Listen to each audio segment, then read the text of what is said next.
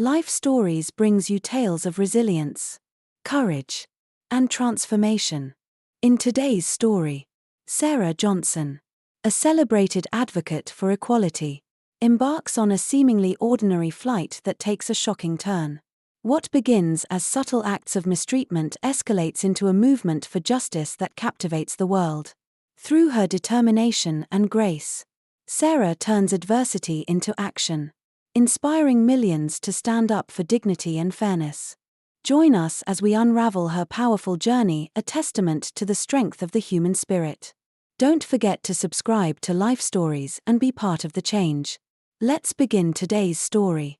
The first rays of morning sunlight crept over the skyline, casting a golden glow onto the bustling JFK International Airport. Inside the private terminal, away from the chaotic energy of the main concourse, Sarah Johnson adjusted the strap of her leather bag as she entered the elite lounge. Her assistant, David, a meticulous and ever-reliable young man, followed close behind, holding a folder brimming with itineraries and notes. Sarah was en route to Los Angeles for an international summit on equality and social justice, a cause that had defined much of her life's work. The lounge was a sanctuary of calm, a stark contrast to the noisy, hurried masses beyond its glass doors. Voices were muted, footsteps softened by thick carpets, and the aroma of freshly brewed coffee mixed delicately with the faint scent of jasmine from the floral arrangements scattered throughout the room. Sarah chose a seat near the floor-to-ceiling windows, her gaze drifting to the jets as they taxied gracefully along the runway.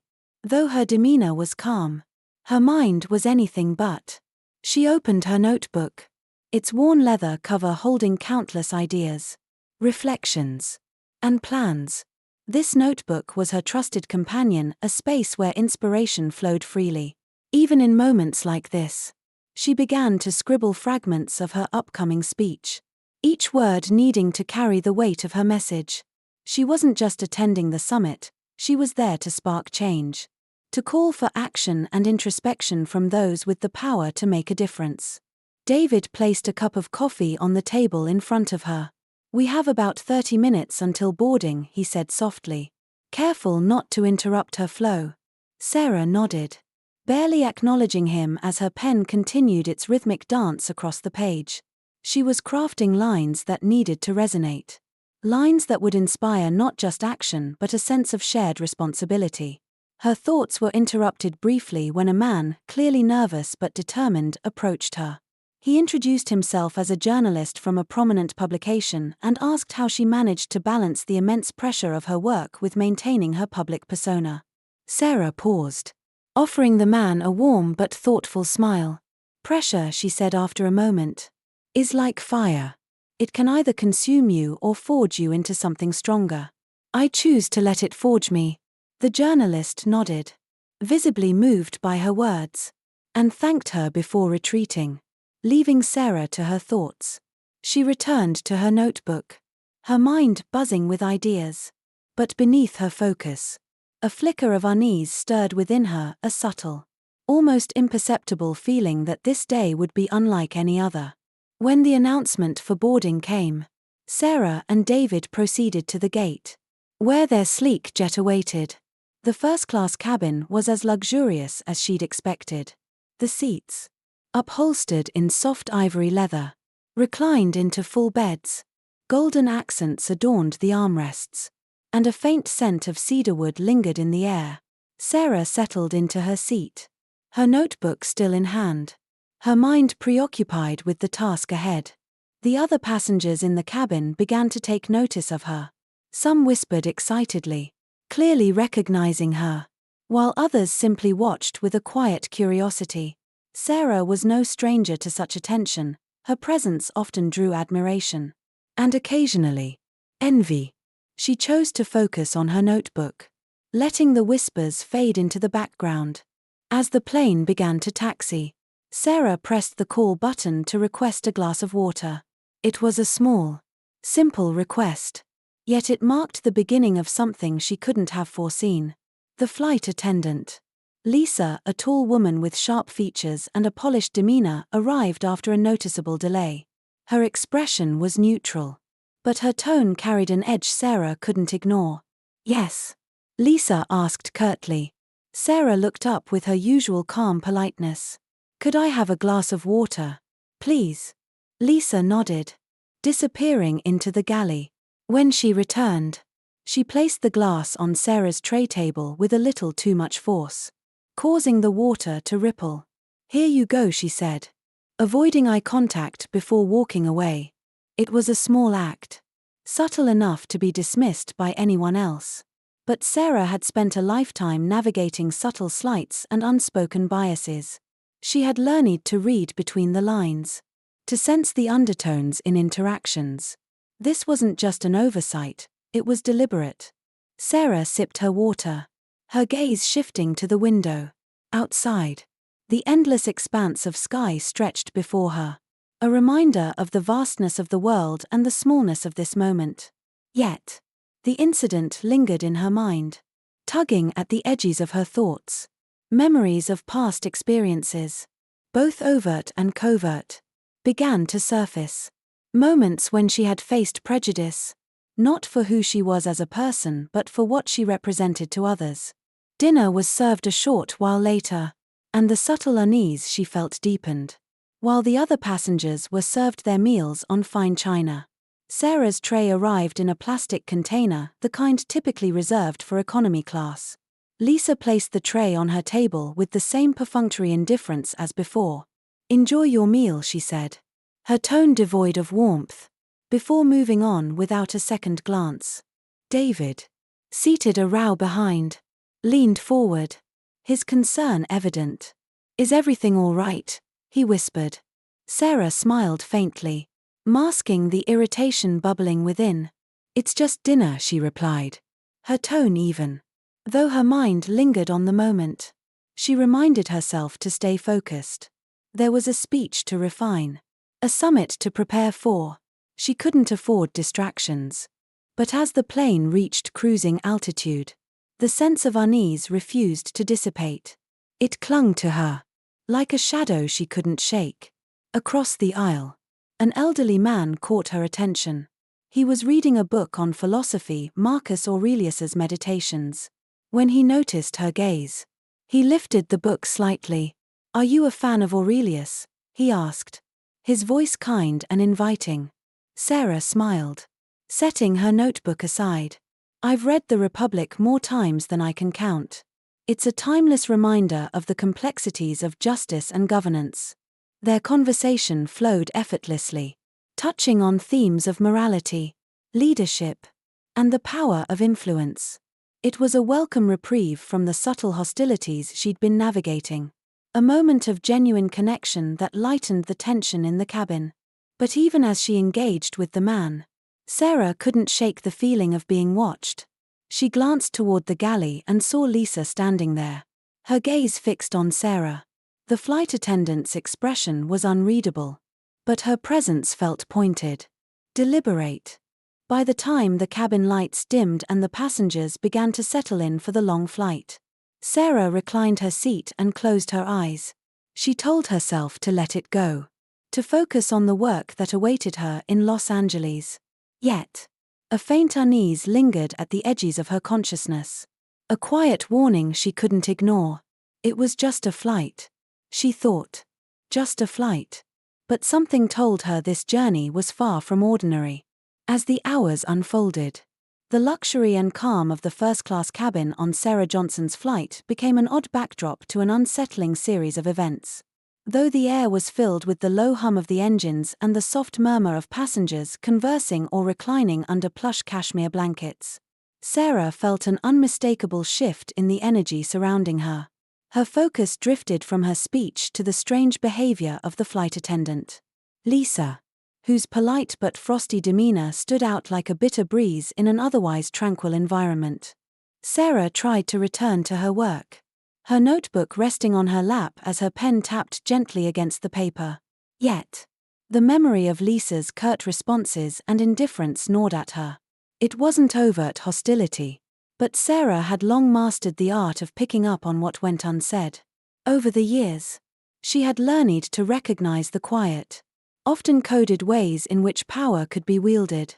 Not with words but with tone, body language, and deliberate omission. The moment dinner was served, her growing unease solidified into something tangible. Lisa arrived at her seat carrying a tray, its contents starkly different from the others around her. While the rest of the first-class passengers received their meals plated on fine china with golden accents, Sarah's dinner sat in a plain plastic container, the kind typically reserved for economy class. The flight attendant set the tray down without even glancing at Sarah. "Enjoy your meal," Lisa said flatly before moving on. Sarah stared at the tray for a moment, her calm exterior concealing the sting of what felt like a deliberate slight. David, sitting a row behind her, leaned forward, his voice low but concerned. "What is that about?" he whispered. "It's obvious they're treating you differently." Sarah offered him a faint, almost resigned smile. "It's just a meal, David," she replied quietly. "Let's not make a scene." But her mind couldn't let go of the incident. What was Lisa trying to prove? And why? The tension lingered, subtle but undeniable. Sarah turned her attention to the elderly man across the aisle, who had engaged her earlier in a discussion about Marcus Aurelius. He had returned to his book but occasionally glanced up, his expression one of quiet observation. He, too, seemed to notice that something wasn't quite right. As the cabin settled into a rhythm of quiet activity, Sarah decided to refocus.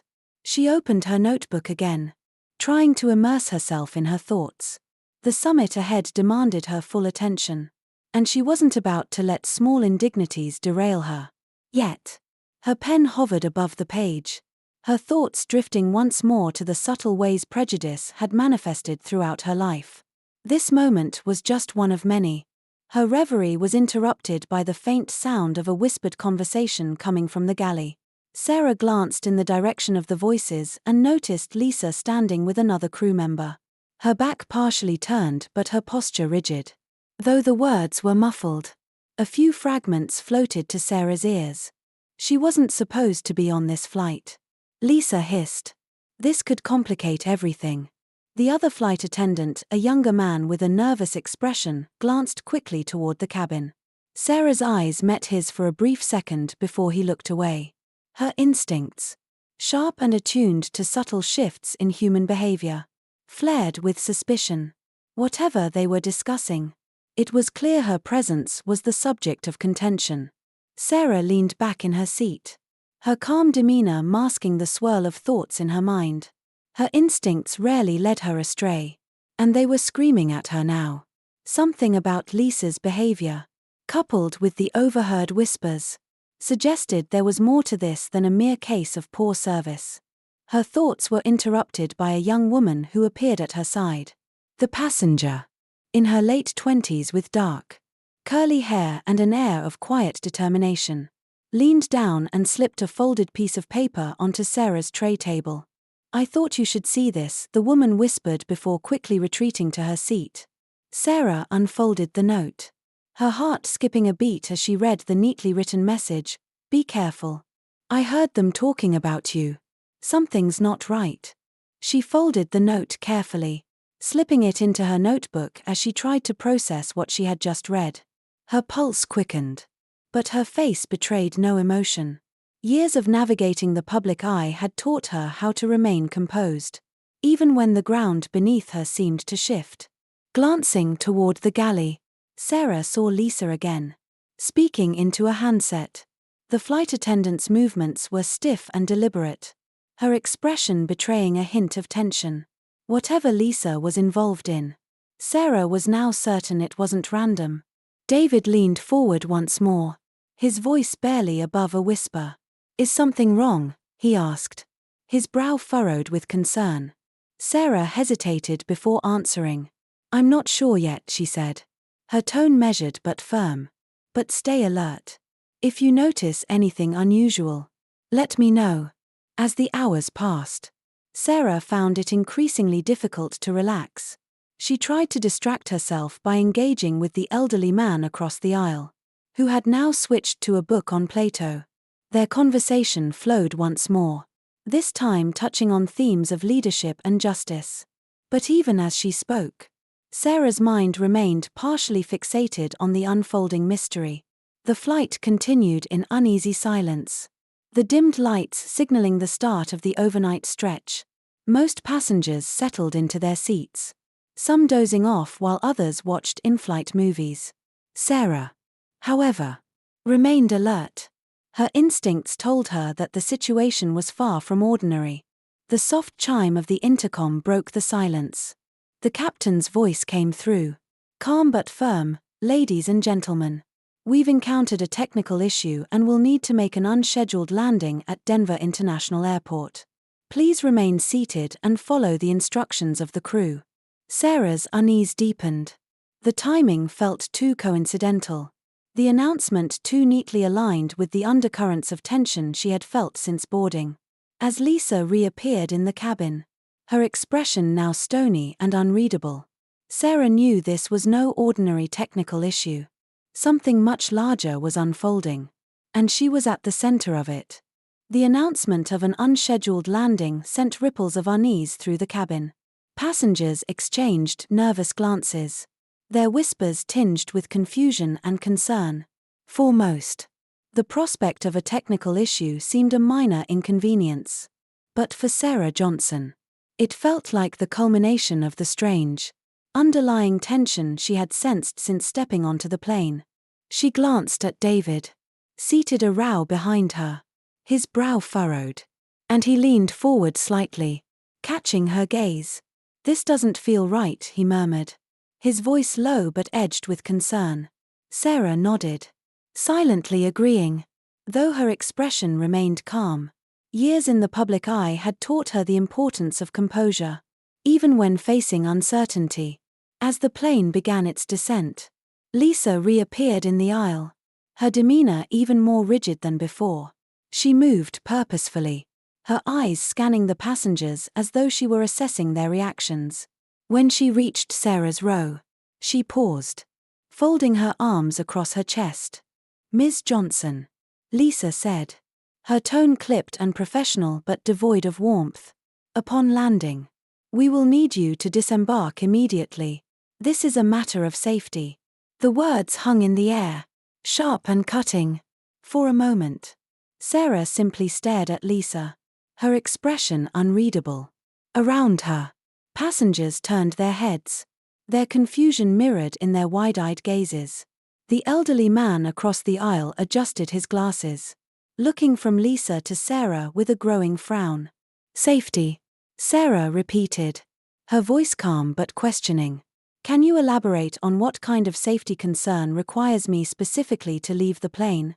Lisa's lips tightened into a thin line. "I'm not at liberty to discuss the details. I ask that you comply with the crew's instructions for the sake of all passengers." Her words were carefully measured, but the flicker of irritation in her gaze did not go unnoticed. Sarah raised an eyebrow, her calm demeanor masking the questions racing through her mind. Why her? What safety issue could possibly justify singling her out? Behind her, David rose from his seat, his tone firm but controlled. "This doesn't make any sense. If there's a safety issue, why is it limited to one passenger?" Lisa's eyes darted briefly toward David, a flash of annoyance breaking through her composed facade. "Sir, please return to your seat. The crew is handling the situation." David hesitated, his jaw tightening as he looked to Sarah. She raised her hand slightly, signaling him to sit down. "It's okay, David," she said, her voice steady. "Let's not escalate this." But the unease in the cabin was already palpable. The elderly man across the aisle cleared his throat, his voice cutting through the tense silence. "Pardon me," he said, his tone measured but firm, "but this doesn't seem right. Ms. Johnson has done nothing to warrant such treatment. Could you please clarify why she's being singled out?" Lisa's gaze flicked toward the man, her composure faltering for a brief moment. "Sir, we're acting in accordance with protocol," she said, her tone strained. "Please trust that we have the situation under control." "Protocol," the man repeated, his disbelief evident. "I've been flying for decades. And I've never seen protocol like this."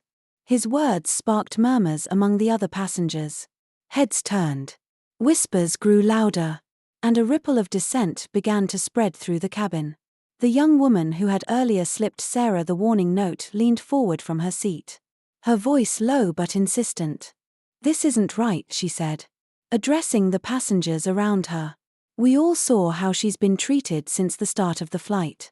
The tension in Lisa's posture became even more pronounced. Her jaw clenched. And she scanned the cabin, clearly unsettled by the growing unrest. "Ladies and gentlemen," she said sharply, her voice rising slightly, "we ask for your cooperation during this process. Further disruptions will not be tolerated." Sarah held up her hand, her voice cutting through the mounting chaos with calm authority. "It's okay," she said, addressing the passengers who had come to her defense. "Let's not escalate the situation. I'll do as they ask." The murmurs subsided, but the unease lingered like a heavy fog. Sarah turned her attention back to Lisa, meeting her gaze with unwavering steadiness. "I'll disembark," she said evenly, "but I expect a full explanation once we're on the ground." Lisa didn't respond. She merely nodded curtly before retreating to the galley. The tension she left behind was suffocating. Passengers exchanged glances filled with doubt and unease, their earlier whispers now replaced by a heavy, uncomfortable silence. David leaned toward Sarah, his voice low but urgent. "Are you sure about this? It feels like a setup." Sarah's expression remained calm, but her resolve was clear. "I'm sure," she replied quietly. "The truth always reveals itself. We just have to let it." As the plane touched down, the familiar jolt of the landing gear echoed through the cabin, followed by the screech of tires on the runway. The intercom crackled to life, and the captain's voice instructed passengers to remain seated until the plane came to a complete stop. Lisa reappeared, flanked by another flight attendant. Her posture was stiff, her expression formal but lacking any trace of warmth. "Ms. Johnson," she said, her tone carrying an edge of finality, "please gather your belongings. We'll escort you off the aircraft." The cabin fell silent as Sarah stood, her movements composed and deliberate. She reached for her bag, slinging it over her shoulder before turning to face the passengers who watched with a mixture of concern and confusion. The young woman who had slipped her the note offered a small, encouraging nod. Sarah returned the gesture with a faint smile before addressing the cabin. "Thank you all for your kindness," she said, her voice steady. "Sometimes moments like these reveal more than we realize." With that, she followed Lisa and the other flight attendant toward the exit, her steps unhurried but purposeful. As she stepped onto the tarmac, the chill night air brushed against her skin, a stark contrast to the warmth she had left behind in the cabin. The lights of the plane glowed faintly in the darkness, their flicker etched into her memory. Sarah paused briefly, glancing back at the aircraft. The unease that had haunted her throughout the flight was now a certainty. This wasn't just an ordinary landing or an overreaction by a disgruntled flight attendant. It was something far more deliberate. And Sarah knew she was only at the beginning of uncovering it. The chill of the Denver night settled around Sarah as she stood on the deserted tarmac, her leather bag slung over her shoulder. The faint hum of the plane's engines in the distance felt like a distant echo, a reminder of the confrontation she had just endured. Around her, the small regional airport was dimly lit, the terminal looming ahead with its dark windows and faded exterior. It was a stark contrast to the opulence of the first-class cabin she had just left. Sarah inhaled deeply, letting the crisp air steady her thoughts. She had faced challenges before, but there was something uniquely unsettling about this one. The confrontation with Lisa, the cryptic whispers in the galley, and the sudden emergency landing, none of it added up. This wasn't just poor service or coincidence, it was calculated, deliberate. Her assistant David was the first to break the silence, his voice tense but controlled. "This doesn't feel right," he said, stepping closer to her. "None of this makes sense." Before Sarah could respond, the young woman who had slipped her the note earlier appeared at her side. Her dark, curly hair framed a face full of quiet determination, and her eyes held a mixture of concern and resolve. "Ms. Johnson," she began softly, "I couldn't just sit there. I asked to disembark too." Sarah studied her for a moment, recognizing the courage it took to make such a decision. "What's your name?" she asked gently. "Layla Carter," the woman replied, extending a hand. Sarah shook it, offering a faint smile. "Thank you, Layla," she said. "I appreciate your support." The three of them walked toward the terminal, their footsteps echoing in the stillness. Inside, the terminal was as desolate as it appeared from the outside. The air carried a faint scent of stale coffee, and the seating area consisted of worn plastic chairs arranged haphazardly. A single airport employee in a fluorescent vest approached them, his expression wary but polite. "Ms. Johnson?" he asked, his voice hesitant. "I was told you'd be arriving. I don't know much, but they said there was an issue with your flight and that you needed to wait here until further notice." Sarah nodded, her expression unreadable. "Thank you," she said simply. "We'll wait." The employee gestured toward the seating area before retreating, leaving the group alone in the dimly lit space. Sarah set her bag down and took a seat near the window. Outside, the plane remained stationary on the tarmac, its illuminated windows a faint glow in the darkness. Layla sat beside her, her laptop already open as she began typing furiously. David paced nearby, his phone pressed to his ear as he tried to contact their team. The atmosphere was heavy with tension, but Sarah's mind was focused. This wasn't the first time she had faced adversity, and she knew it wouldn't be the last. But something about this situation felt different. It wasn't just about her, it was bigger than that. "Ms. Johnson," Layla said, breaking the silence. "I thought you should know I recorded some of what happened on the flight. Not everything, but enough to show how they treated you." Sarah's brow lifted slightly. "May I see it?" Layla handed over her laptop, and Sarah watched the video in silence. The footage captured Lisa's curt interactions, her pointed remarks, and the moment she demanded that Sarah disembark. The tension in the cabin was palpable, with passengers exchanging uneasy glances as the scene unfolded. "This is powerful," Sarah said, returning the laptop. "Thank you for documenting this." Layla hesitated before speaking again. "I've already uploaded it," she admitted. "I blurred your face, but the context is clear. People need to see what happened." David, who had just ended his call, turned sharply. "You posted it already?" he asked, his tone a mixture of surprise and concern. "Yes," Layla replied firmly. "It's spreading fast. People are asking questions, demanding answers." Sarah considered this for a moment, then nodded. "Good," she said simply. "The truth has a way of finding its way to the surface." As the hours passed, the small group worked together to piece together the events of the flight. They reviewed the footage, discussed the conversations Sarah had overheard, and speculated on Lisa's motives. Outside, the sky began to lighten, signaling the approach of dawn. Inside the terminal, Sarah's phone buzzed to life. She glanced at the screen, her expression sharpening as she read the messages flooding in. The video had gone viral. Social media was ablaze with hashtags like #JusticeForSarah and #StandUpToDiscrimination. Comments poured in from people across the world, sharing their own stories of mistreatment and voicing their outrage. The movement was growing, fueled by a collective demand for accountability. David leaned over her shoulder, his expression a mix of satisfaction and determination. "The world's watching now," he said. "They can't sweep this under the rug." Sarah nodded, her resolve unwavering. "Then we'll make sure they don't." The sound of a car pulling up outside drew their attention. A black sedan, sent by their team, had arrived to take them to a nearby hotel.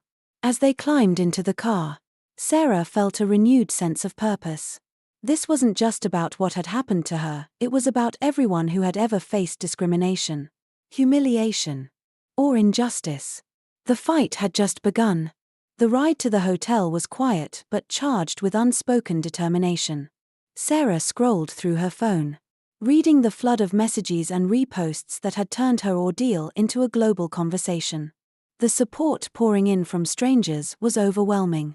But it was the personal stories that struck the deepest chord. People from all walks of life shared their experiences, their small humiliations, and their silent struggles. It was a stark reminder of why she had dedicated her life to this work. This moment wasn't just about her, it was about the countless others who needed a voice. As the car pulled into the hotel parking lot, Sarah took a deep breath. The battle ahead would be grueling. But she was ready. This wasn't the journey she had planned, but it was the one she had been called to take. And she was determined to see it through. The hotel lobby was modest but warm, with soft lighting and comfortable seating. It wasn't the kind of place Sarah Johnson would usually stay, but its discreet location and quiet atmosphere made it a perfect retreat. As she stepped inside, the hotel manager, a middle-aged woman with kind eyes and a professional demeanor, greeted her. "Ms. Johnson," the manager said, her voice faltering slightly as she realized who stood before her. "It's an honor to have you here. If there's anything you need, anything at all, please let me know." Sarah offered a warm but tired smile. "Thank you. Just a quiet space to work will be enough." The manager nodded and led them to a private suite, where David immediately began setting up their makeshift command center. Laptops, chargers, and stacks of papers quickly filled the small desk by the window. Layla joined them, her own laptop open as she monitored the online reactions to the video. Sarah, meanwhile, stood by the window, gazing out at the cityscape as dawn broke over Denver. Her phone buzzed incessantly with notifications. The hashtags #JusticeForSarah and #StandUpToDiscrimination were now trending globally. And the video Layla had posted had ignited a firestorm. Strangers offered their support. Activists and public figures amplified the message. And thousands of people shared their own stories of discrimination. The outpouring of solidarity was powerful. But it also underscored the gravity of what had happened. This wasn't just about her.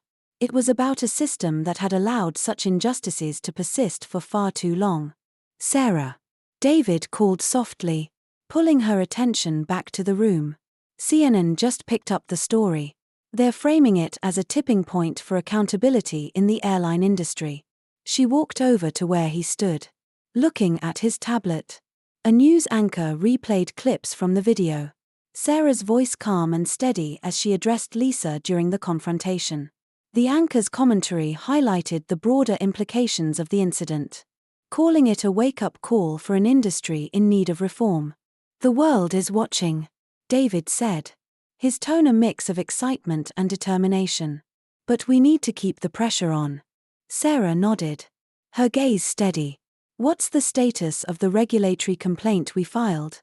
"Submitted this morning," David replied. "Our legal team is also working on a parallel civil case focusing on discrimination and emotional distress. Layla's video and the witness statements will be critical." Layla, seated in the corner of the room, looked up from her laptop. "I've also been compiling data on similar incidents with other airlines," she said. "This isn't an isolated problem. It's industry-wide." "Good," Sarah replied. "We're not just fighting for justice on this flight. We're pushing for systemic reforms that will protect every passenger moving forward." As the day unfolded, Sarah's team worked tirelessly to coordinate their next steps. David made calls to legal experts, advocacy groups, and media outlets, ensuring their message continued to dominate the conversation. Layla monitored the growing online movement, responding to supportive messages and flagging misinformation. And Sarah prepared for a press conference that would take place later that afternoon, a chance to address the public directly and call for accountability. By midday, the airline at the center of the controversy released a brief statement on their social media accounts. They described the incident as a misunderstanding and promised a thorough internal investigation. But the statement was met with immediate backlash. Thousands of comments flooded their posts, accusing the airline of minimizing the severity of the situation. "They're trying to downplay it," David said, his tone laced with frustration. "Typical damage control. They'll investigate themselves and find no wrongdoing. They're betting on this blowing over," Sarah said thoughtfully. "But we won't let it." The press conference was held in a small venue in the city center. A podium was set up at the front of the room, flanked by rows of chairs that quickly filled with journalists, activists, and supporters. Cameras were positioned strategically, their lenses trained on the stage, ready to capture every word. When Sarah stepped onto the podium, the room fell silent. She stood tall, her signature poise radiating confidence as she addressed the audience. She began by recounting the events of the flight, her voice measured but filled with conviction. She described the moments of hostility, the abrupt emergency landing, and the lack of clarity or accountability from the airline. "This is not just about one person or one flight," she said, her gaze sweeping across the room. "This is about a pattern, a culture that allows discrimination to persist unchecked. It's about power being wielded irresponsibly. It's about systems that fail to protect the dignity and humanity of all people." Her words resonated deeply.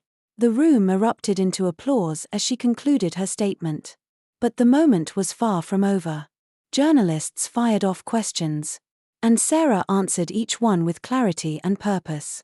She emphasized the need for systemic change, not just within the airline industry but across all industries where discrimination could rear its head. Layla, seated in the audience, watched with a mixture of pride and awe. She had seen the incident unfold firsthand, but hearing Sarah speak now made her realize the magnitude of what was happening. This was more than a fight for justice, it was the beginning of a movement. As the press conference ended, the impact of Sarah's words became immediately evident. News outlets across the country picked up the story, replaying her speech and amplifying her message. Activists and public figures voiced their support, using their platforms to demand accountability. And the movement continued to grow, fueled by a collective determination to create change. That evening, as Sarah returned to the hotel, she allowed herself a moment of reflection. The fight ahead would be long and arduous, but the momentum they had built in just a day was undeniable. She stood by the window, watching the city lights twinkle against the night sky, and felt a renewed sense of purpose. This wasn't just about her anymore. It was about everyone who had ever been silenced, mistreated, or ignored. And she was determined to use her voice, her platform, and her resolve to make sure they were heard. The battle was just beginning, but Sarah knew she was ready to see it through. The next morning brought a sense of renewed purpose as Sarah Johnson and her team gathered in the hotel suite to discuss their strategy. The previous day's press conference had made waves, but Sarah knew this was only the beginning.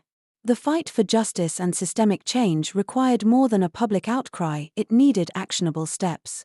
And Sarah was determined to lead the charge. The room buzzed with activity. David coordinated with their legal team, pacing as he spoke into his phone. Layla, seated at the small desk by the window, scrolled through the growing flood of messages on social media. The hashtags #JusticeForSarah and #StandUpToDiscrimination were still trending, and the video of Sarah's confrontation with the flight attendant continued to garner millions of views.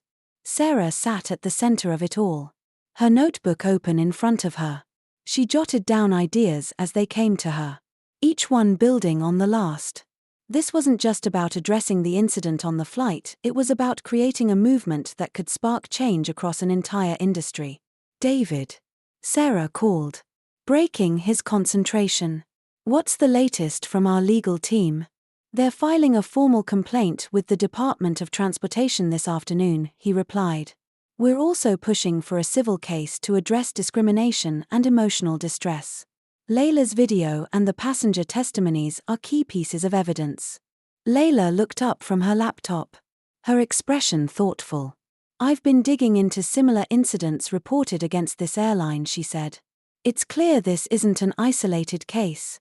There's a pattern here: discrimination, mistreatment, and a lack of accountability." Sarah nodded, her resolve strengthening.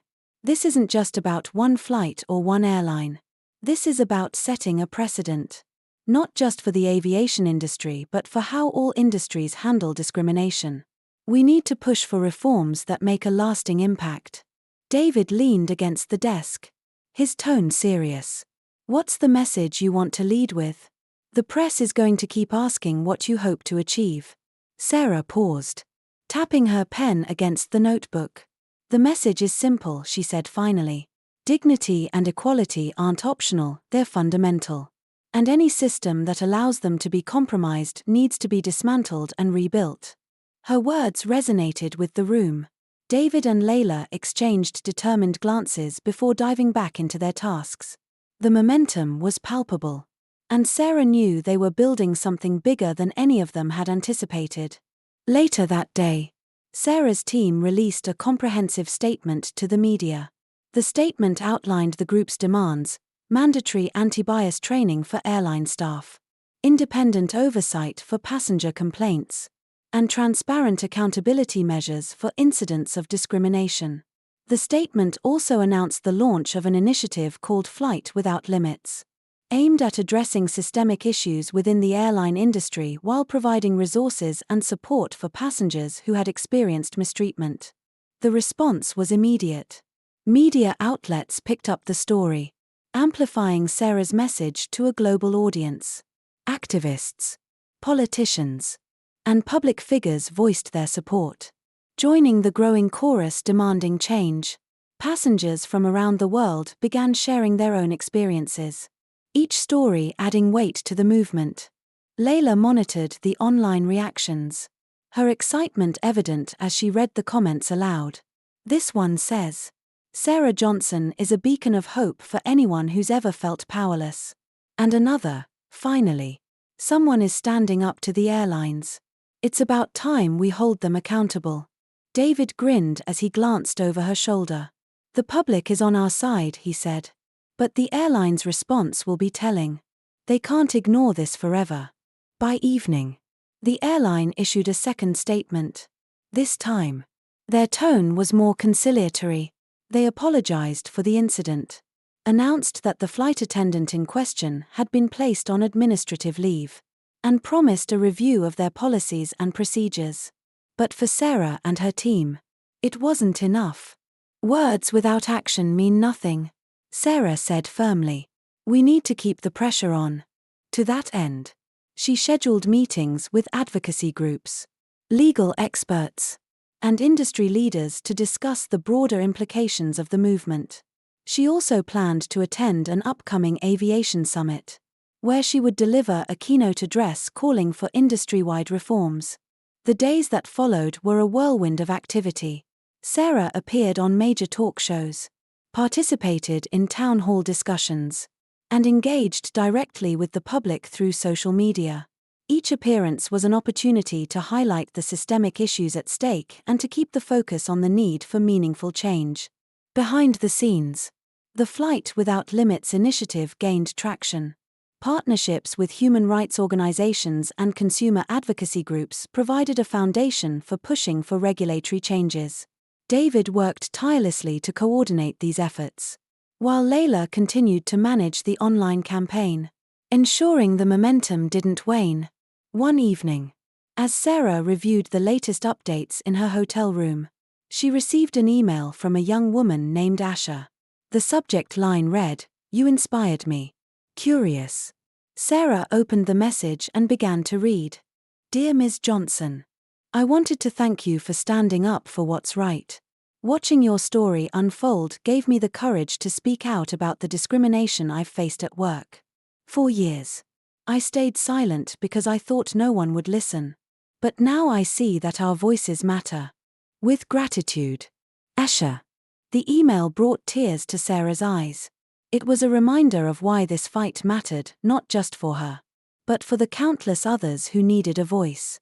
she replied immediately, offering words of encouragement and gratitude for Asha's bravery.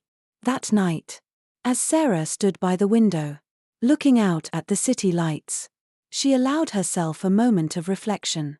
The journey had been exhausting, but it had also been transformative. What had started as a personal ordeal had grown into a movement for justice, accountability, and change. This was just the beginning, and Sarah was ready for whatever came next. The sun rose gently over the Denver skyline, casting long shadows across the city. Inside Sarah Johnson's hotel suite, the atmosphere was charged with determination. The events of the past few days had galvanized not only Sarah's team but also supporters from around the world. Yet, Sarah knew that public outcry was only the first step. The next phase required strategy, collaboration, and unrelenting focus. Sarah sat at the small desk in her room, her notebook open as she prepared for a meeting with leaders from various advocacy groups. David had organized the gathering, ensuring it included representatives from human rights organizations, consumer advocacy groups, and industry watchdogs. Each person invited shared a commitment to equality and justice, and Sarah was eager to align their efforts toward a common goal. "Sarah," David said, stepping into the room. "Everyone's downstairs in the conference room. They're ready when you are." Sarah closed her notebook and stood, smoothing her jacket. "Let's do this," she said with quiet resolve. The conference room buzzed with energy when Sarah arrived. Around the long table sat a diverse group of individuals, each bringing their own expertise and perspectives. Some were familiar faces from past collaborations, while others were new allies drawn to the cause by the movement's momentum. At the head of the table, Sarah took her place, her presence commanding the attention of everyone in the room. "Thank you all for being here," she began, her voice steady and heartfelt. "This isn't a fight I can win alone. Your voices, your expertise, and your networks are what will turn this moment into a movement. Together, we have the power to create real, lasting change." The group nodded in agreement, and the discussion began. They outlined the challenges facing the airline industry, from inadequate training on bias to the lack of transparency in handling passenger complaints. Marcus, a travel rights advocate, emphasized the need for public education. "Most passengers don't even know their rights," he said. "We need to empower people with knowledge so they can stand up for themselves." Sarah nodded thoughtfully. "Education is key," she agreed. "But so is creating mechanisms that make it easier for people to report issues without fear of retaliation." The conversation grew intense and focused, with participants brainstorming actionable steps. By the end of the meeting, the group had crafted a detailed action plan. It included demands for mandatory anti-bias training, independent oversight for passenger complaints, and stricter accountability measures for discriminatory behavior. As the meeting adjourned, Sarah felt a renewed sense of purpose. The collective energy in the room had been inspiring, a powerful reminder of what could be achieved when people united for a common cause. She thanked each participant personally, their determination fueling her own resolve. Back in her suite, Sarah's team worked to finalize the details of their next move. David coordinated the logistics for an upcoming aviation summit, where Sarah would present the coalition's action plan. Layla continued managing the online campaign, monitoring the public's response to the initiative and amplifying stories from passengers who had faced discrimination. One such story came from a passenger named Nathan, who had experienced similar mistreatment during a flight. His testimony was shared widely on social media, further highlighting the systemic nature of the issue. Layla read the story aloud to the team, her voice filled with emotion. "This isn't just about what happened to you, Sarah," Layla said. "This is about everyone who's ever been silenced or mistreated. The momentum is real, and it's growing." Sarah nodded, her expression solemn but resolute. "Then we need to keep pushing. The world is watching, and we can't let this opportunity slip away." The days leading up to the summit were a blur of activity. Sarah appeared on major news networks, her interviews shedding light on the broader implications of the incident. She spoke with clarity and conviction, emphasizing the need for systemic change. Each appearance added fuel to the movement, drawing more attention to the cause. On the morning of the summit, Sarah stood backstage, preparing to deliver her keynote address. The event was being held in Washington, D.C., and the audience included industry leaders, policymakers, and activists. David adjusted her microphone, his expression a mixture of pride and nervous energy. "You've got this," he said. "Just speak from the heart." Sarah smiled faintly, her confidence steady. As she stepped onto the stage, the room fell silent. Hundreds of faces turned toward her, their anticipation palpable. She began by recounting the events of the flight, her voice calm but impassioned. She spoke of the subtle hostilities, the overt discrimination, and the systemic flaws that allowed such behavior to persist. But she didn't stop there. Sarah used her story as a springboard to address the larger issues at stake. "This isn't just about planes or policies," she said, her gaze sweeping across the room. "This is about people. It's about creating a world where everyone is treated with dignity, no matter where they're from or where they're going. We have the power to make that world a reality, but only if we choose to act." Her words hung in the air, resonating deeply with the audience. When she concluded, the room erupted into a standing ovation. Journalists scrambled to capture the moment, their cameras flashing as Sarah stood at the podium, her expression one of quiet determination. The impact of her speech was immediate. News outlets across the globe replayed clips of her address, and social media buzzed with reactions. Activists and public figures voiced their support, amplifying the message and calling for accountability. The momentum was undeniable, and Sarah knew they were on the brink of something transformative. That evening, back at the hotel, Sarah allowed herself a rare moment of reflection. She stood on the balcony, looking out at the city lights, and thought about the journey that had brought her here. It hadn't been easy, but it had been necessary. This wasn't just about seeking justice, it was about creating a legacy of equality, accountability, and change. The fight was far from over, but for the first time in days, Sarah felt a glimmer of hope. They were making progress, and she was determined to see it through to the end. This wasn't just her fight, it was everyone's. And together, they were unstoppable. The days following Sarah Johnson's keynote address were a whirlwind of activity, but they were marked by a significant shift in public sentiment.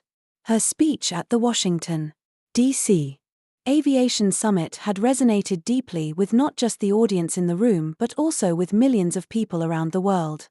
News outlets hailed her as a powerful voice for accountability, and the initiative Flight Without Limits gained more traction than anyone had anticipated. Back at her hotel, Sarah and her team regrouped to strategize their next steps. The statement from the airline following the summit had been disappointingly vague, a promise to review internal policies and procedures, but no specifics about how or when these changes would be implemented. It was the kind of corporate response Sarah had expected but was determined to challenge. "They're hoping to buy time," David said, his tone tinged with frustration as he read through the airline's latest statement. "This whole internal review thing is just a way to deflect responsibility." Sarah nodded, her expression calm but resolute. "Words without action won't cut it.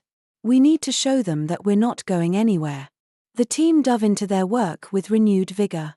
David coordinated with their legal team to push the regulatory complaint forward, ensuring that the incident on Sarah's flight would be thoroughly investigated. Layla continued managing the online campaign, amplifying the voices of passengers who had come forward with their own stories of mistreatment. Each testimony added weight to the movement, highlighting the systemic issues that extended far beyond a single airline or flight. One story in particular caught Sarah's attention. It was from a young mother named Elena.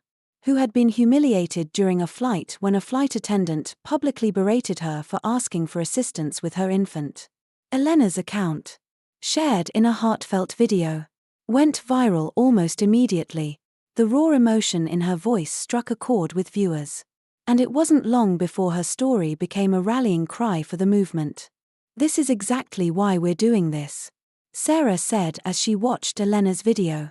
"It's not just about the policies, it's about the people who've been hurt by them." Layla, seated nearby with her laptop, nodded in agreement. Elena's video has already reached over 5 million views, she said. The comments are full of people sharing similar experiences. "This is bigger than we ever imagined." Sarah leaned back in her chair, letting the weight of the moment sink in. What had started as a deeply personal ordeal had grown into something far more significant.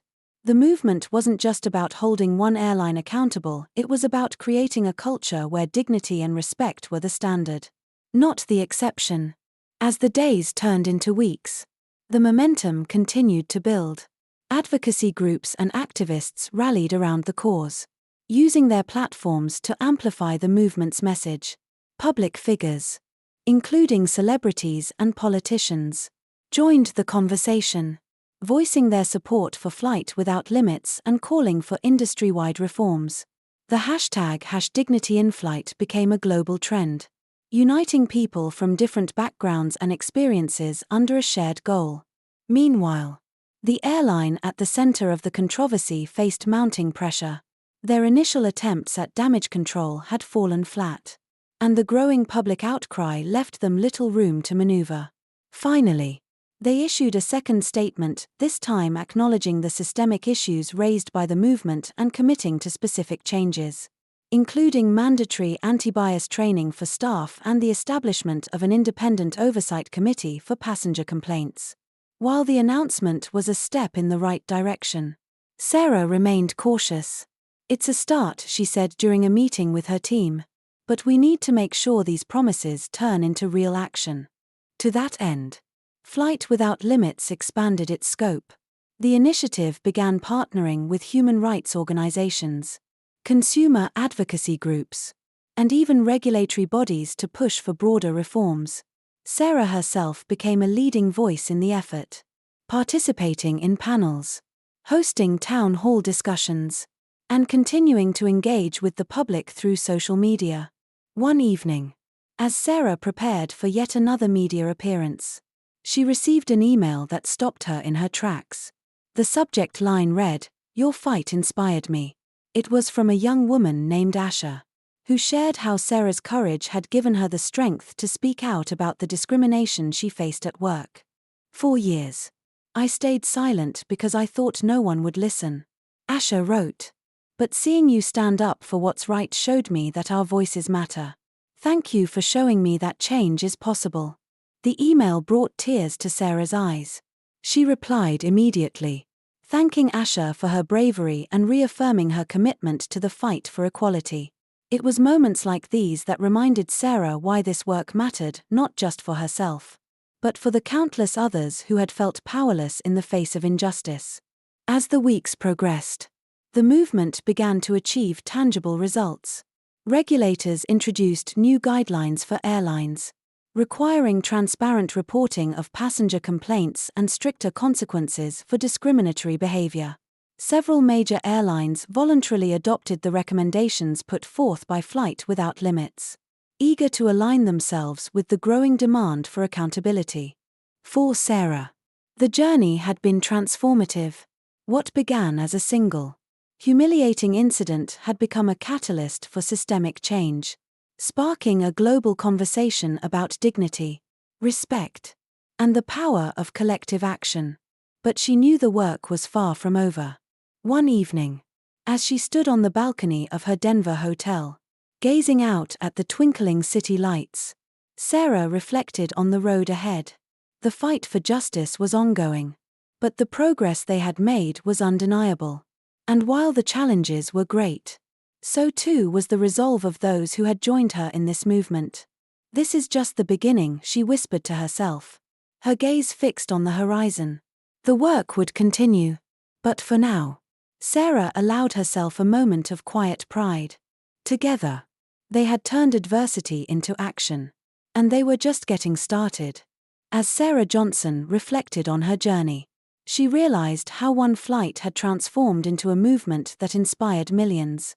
From a humiliating experience came a powerful reminder of the importance of standing up for dignity and justice. The Flight Without Limits initiative had grown beyond what she could have imagined, sparking global conversations, changing policies, and empowering countless individuals to share their stories. As the evening sky painted Denver in hues of orange and gold, Sarah stood by her window, a soft smile on her face. She had learned that change is never easy, but it is always possible when people come together with courage and purpose. This wasn't just her fight, it was a fight for everyone who had ever been silenced, mistreated, or overlooked. And while the road ahead remained long, Sarah knew they had taken a meaningful step toward a fairer, kinder world. This is only the beginning, she said quietly, determination shining in her eyes. If Sarah's story inspired you, don't forget to like, share, and subscribe to Life Stories. Stay tuned for more powerful and thought-provoking tales that remind us of the strength of the human spirit. Together, we can make a difference.